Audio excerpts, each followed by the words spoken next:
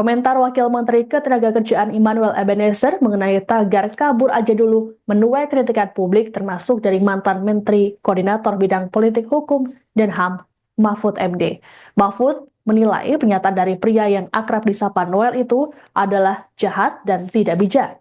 Hal ini disampaikan Mahfud melalui kanal YouTube-nya pada Selasa 18 Februari.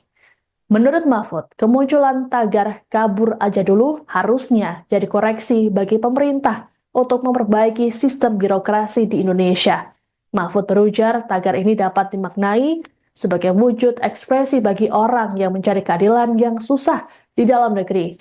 Dikatakan lebih lanjut olehnya bahwa tagar ini sebenarnya baik karena masyarakat tak melakukan pemberontakan terhadap pemerintah, meski kondisi negara dianggap tak baik-baik saja. Ia pun menyebut sejumlah negara seperti Suriah hingga Tunisia yang masyarakatnya bergerak mengusir pemerintah.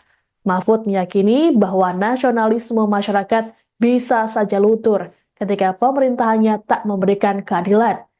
Adapun sebelumnya, Noel menyampaikan komentarnya saat dimintai tanggapan di kantor Kemendes PDT Jakarta pada Senin 17 Februari.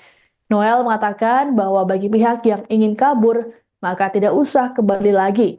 Ia juga mengaku tak ambil pusing dengan kemunculan tagar tersebut.